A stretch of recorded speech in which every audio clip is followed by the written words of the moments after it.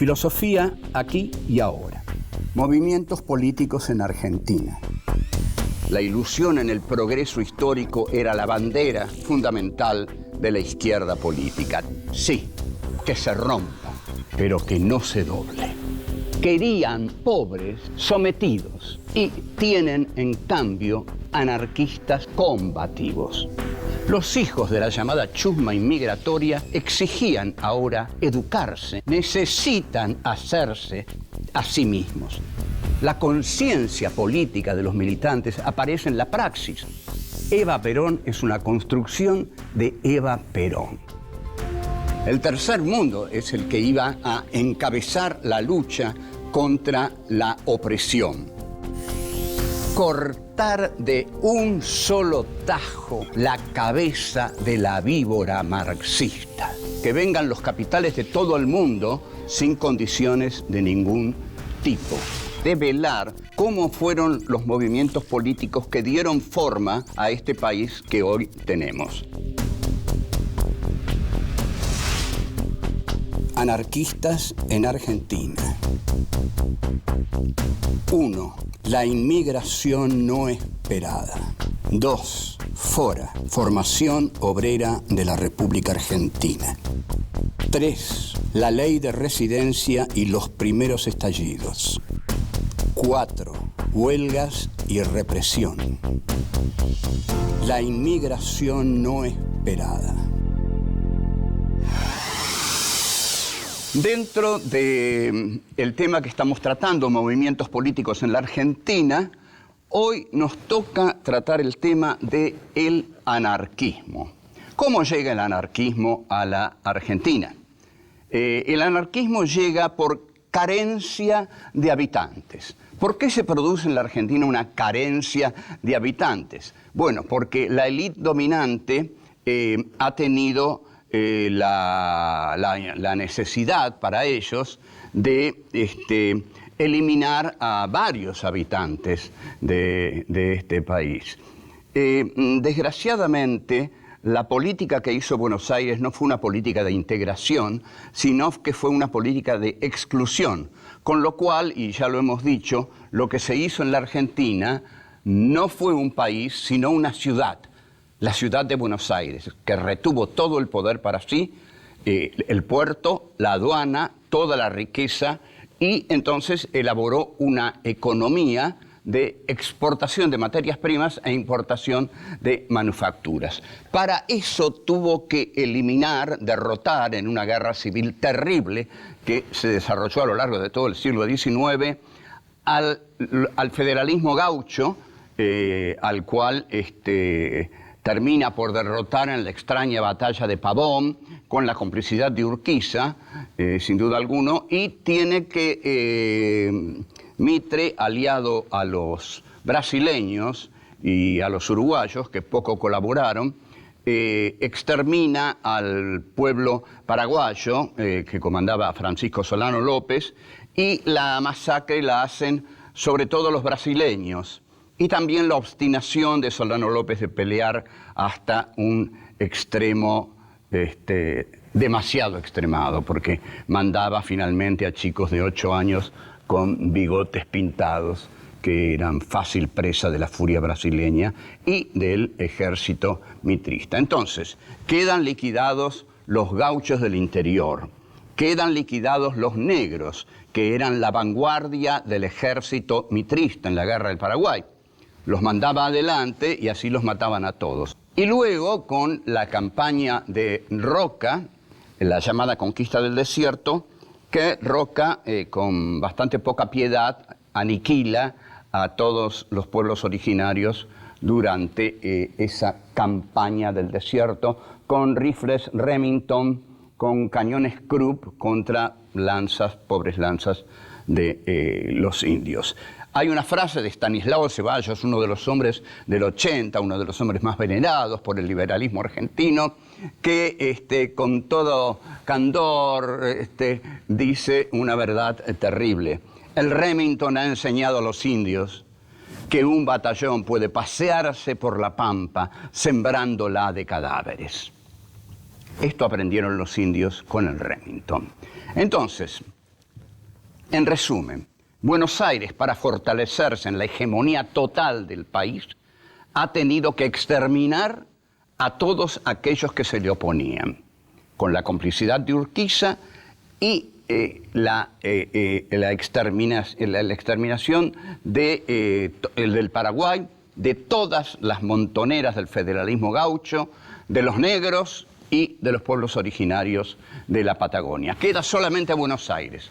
Entonces, Alberdi, que ya había dicho, gobernar es poblar, e Ignacio Anzoátegui, que era un nacionalsocialista, un nazi argentino, en un libro que publica, en el capítulo sobre Alberdi lo empieza diciendo: dijo gobernar es poblar y nunca se casó. Bien, entonces, ¿qué es lo que queda? Bueno, hace rato que se les había ocurrido la idea de traer inmigrantes de Europa. En el Facundo de Sarmiento se expresa qué inmigrantes quiere Sarmiento. Quiere a daneses, y pone el ejemplo de la colonia danesa, y pone el ejemplo de las cortinitas, que están muy prolijas con sus ganchitos, y que todo está limpio y que todo está hermoso en la colonia danesa. Pero no vienen daneses. Los inmigrantes que vienen son ácratas, anarquistas, polacos, judíos, italianos, rusos, en fin. Yo diría que llegamos todos nosotros a este país, que venimos a reemplazar a los que los molestaban antes. Si antes los molestaban los indios, los gauchos y los paraguayos y los negros, ahora llega otra expresión del afuera, porque el adentro es Buenos Aires. Buenos Aires siempre se siente dueña de la Argentina, dueña del adentro que es la Argentina. Todavía no ha fabricado una identidad nacional como para oponerle a esta inmigración ultramarina que viene del otro lado del océano. Esta chusma ultramarina, como le dicen tan delicadamente siempre los hombres de Buenos Aires. ¿A dónde llega la chusma ultramarina? ¿Dónde la ponen los elegantes hombres de la élite del 80, tan elogiada por nuestros prohombres de nuestra ilustrada derecha? Ya vamos a ver a dónde llegan los pobres inmigrantes. Volvemos. 2. Fora, Formación Obrera de la República Argentina. Llegan los inmigrantes, llegan del afuera y llegan al adentro. Y el adentro pertenece a los prohombres de la patria. Llegan al hotel de inmigrantes. Se ha hecho un hotel para recibirlos. Y en ese hotel hay algunos carteles. Por ejemplo, hay algunas consignas que dicen: en este país al que usted llega, como en todos los países, hay vencedores y vencidos. Con lo cual les está diciendo que ellos llegan ya como vencidos al país de los vencedores. Usted se va a alojar en este hotel los días que sea necesario. Si tiene que dormir en el suelo, no será la primera vez que lo haga. O sea, hágalo, duerma en el suelo. Los inmigrantes llegan a un país que los recibe de un modo hostil y que los llama para que trabajen. Porque en realidad los dueños de este país no tenían el hábito de trabajar. Total, ¿para qué van a trabajar en un país que la tierra es tan fértil, las vacas están por todos lados, el trigo crece? Bueno, las élites gobernantes no quieren trabajar, entonces traen a los inmigrantes para que trabajen. No les tienen miedo a los inmigrantes en un primer momento, aunque les parecen unos grasas europeos y hubieran querido que viniesen ingleses, alemanes, franceses, pero aquellos tenían mejor trabajo en Europa. Entonces aquí viene la desgracia de Europa, los hambrientos de Europa, y son utilizados para trabajar en trabajos deleznables. Ahora bien, los anarquistas, cuando advierten esto, se unen en la primera organización sindical poderosa que va a hacer frente al maltrato de la élite dominante de Buenos Aires. Es la Fora. Estos anarquistas que se unen en la Fora traen ideas desconocidas en la República Argentina. Y por primera vez se empieza a dar la formación de una comunidad obrera en la Argentina, cosa que no existía antes, porque los gauchos no eran obreros, eran gauchos, iban a caballo, no había fábricas donde trabajaran. Ahora empieza a haber algunas fábricas, pero a muchos los mandan al campo. Pero el campo comienza a industrializarse, pero para el campo.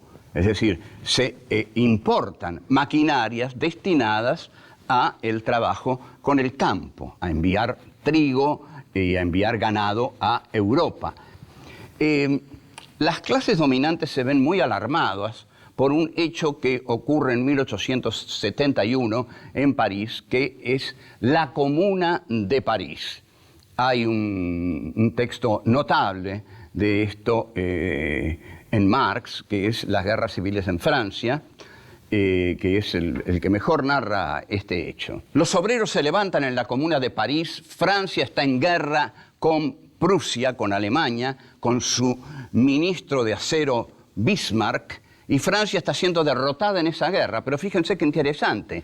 Alemania y Francia se unen porque hay una revuelta socialista en Francia, en París. Entonces se reúnen y dicen, bueno, caramba, nosotros tenemos diferencias, pero son diferencias entre señores burgueses, como somos nosotros. Pero no podemos permitir que la hidra marxista esté creciendo en París y no hacer nada. Suspendamos la guerra. Se suspende la guerra y el señor Thiers, que era el primer ministro de París, incluso con ayuda de tropas alemanas, asesina a 33.000 obreros aplastando la Comuna de París. Con lo cual vemos que la cuestión nacional entre Alemania y Francia queda de lado cuando aparece la cuestión social. No, entre nosotros no. Es más grave aquello. Señor Thiers, por favor, actúe. Thiers actúa y mata a 33.000 obreros. Bueno, volvemos enseguida. 3. La ley de residencia y los primeros estallidos. Para que tengamos una idea de cómo afectaba la llegada de la inmigración en la élite dirigente porteña, hay un texto de Miguel Cané, el que redactó la Ley de Residencia de 1902, texto cruel. Miguel Cané, de quien todos hemos leído inocentemente, juvenilia, en el colegio secundario. Miguel Cané, bibliografía obligatoria. Entonces, este señor tan puro que todos tuvimos que leer juvenilia y decir, qué lindo librito, qué encantadora persona debe haber sido Miguel Cané. Bueno, no, era un paranoico en todo el sentido de la palabra. Hay un texto de Cané que recuperó David Viñas en Literatura Argentina y Política. El texto de Cané está incluido en Prosa Ligera de 1919. Es un texto en el que Cané imagina cómo la marea roja, que él ya había vivido en Europa, la marea roja, la ola roja, el terror, ¿no? 1919 además ya estalló la Revolución Rusa y la ola roja ya es una presencia en el mundo. Entonces, lo que tiene miedo Cané es que la marea, esa marea roja, llegue a Buenos Aires como invasión. La idea de la invasión es constante, porque los porteños sienten al país como su propia casa. Entonces el temor que tienen es que le tomen la casa. Esto es constante. Hay un texto de Cortázar, Casa Tomada, hay uno de Germán Rosenmacher, Cabecita Negra, que resignifica Casa Tomada. O sea, la metáfora de la Casa Tomada es fundamental para entender la historia argentina. Los sectores dominantes dicen, no nos van a tomar la casa porque la casa es nuestra. Pero aquí el problema es que llega la inmigración. La inmigración trabaja, se enriquece, están los sacazuelas, hasta los sacazuelas, los zapateros, se enriquecen y para terror de tipos como Cané, llegan a entrar en los salones oligárquicos, como dice precisamente Daniel Canet, tropezando con los muebles. Claro, de brutos que son, no saben entrar en un salón oligárquico, entonces tropiezan con los muebles. En 1899 ya Canet está pergeñando la ley de residencia. El artículo primero de la ley de residencia dice: el poder ejecutivo podrá, por derecho, ordenar la salida del territorio nacional a todo extranjero que haya sido condenado o perseguido por los tribunales nacionales o extranjeros por crímenes o delitos de derecho común. Entonces, esto lo que en verdad significa es una ley contra la ideología de los inmigrantes incómodos. Todo inmigrante que tiene una ideología es un inmigrante incómodo. El inmigrante que llega puro de todo, dispuesto a que lo exploten, manso, ese no tiene nada que temer de la ley de residencia. Pero aquel que llega con una ideología ácrata, anarquista, que quiere armar sindicatos, discutir sueldos, no, ese mejor hay que echarlo. El artículo 2 de la ley de residencia, con acuerdo de los ministros, dice que se puede ordenar la expulsión de todo extranjero cuya conducta pueda comprometer la seguridad nacional. Ustedes observen cómo aquí aparece el término de seguridad nacional, que va a ser la ideología del gobierno de Videla. La seguridad nacional, no la defensa nacional. La defensa nacional es cuando el ejército defiende al país contra otro país. La seguridad nacional es cuando el ejército interviene en funciones de policía dentro del país. Entonces, la ley se hace para todos aquellos que puedan perjudicar la seguridad nacional. La seguridad nacional se perjudica de varios modos. Uno de esos modos es una huelga de inquilinos que estalla el 2 de agosto de 1907. Los inmigrantes vivían hacinados en pequeños espacios infectos que son los conventillos. Hay 500 conventillos en huelga. He aquí un problema para la élite dominante. ¿Qué va a hacer? ¿Van a ir a dialogar con esta gente en los conventillos y olerles esa comida horrible que hacen? Porque Santiago de Estrada describe los distintos olores de los conventillos, porque está lleno, por supuesto, de gallegos, italianos, polacos, rusos, entonces todas las comidas dan asco. Pero sobre todo, dice Santiago de Estrada, los que manejan los conventillos son, oh sorpresa, los judíos. Porque, ¿cómo no iba a ser un antisemita el señor Santiago de Estrada, elegante hombre del 80? Volvemos. 4. Huelgas y represión. La élite dirigente se prepara en la Argentina para festejar gloriosamente el centenario. Quizás no habían pensado llegar al centenario tan dueños de este país, del que nunca dejaron de ser dueños, y que cuando se les cuestiona ese poder, esa propiedad, se ponen de muy mal humor. Entonces, se acerca el centenario, 1910. Argentina quería mostrarse al mundo como una gran potencia, como una nación de paz, como una nación de abundancia, a la cual podían llegar todos los hombres del mundo y mirar todas las cosas hermosas que había en la Argentina, porque la oligarquía había tenido muy buen gusto en contratar arquitectos franceses para hacer los palacetes en que habría de vivir y para hacer una joya como el Teatro Colón, que es uno de los mejores teatros de ópera del mundo, aún hoy. Pero la Fora decide otras cosas. La Fora decide conmemorar combativamente el 1 de mayo de 1909, que es el Día del Trabajador. Ese día, un héroe anarquista, alguien que va a pasar al bronce del anarquismo y que es Simón Radovítsky, arroja una bomba contra el carruaje de Ramón L. Falcón, meses después de una de las tantas represiones que ordenó el supercomisario Falcón. Falcón muere en ese atentado y también muere su secretario Juan Lartigot. El héroe de la derecha es un señor especializado en un tema literario poco conocido, aunque muy usado por los políticos, la arenga política. Manuel Carles tenía una verba florida, inflamada, que era capaz de levantar hacia la violencia contra el enemigo, contra el otro, contra el abominable, contra lo absolutamente otro, o sea, los anarquistas, porque decía frases como: os voy a dirigir la palabra rápida como tiro de fusil.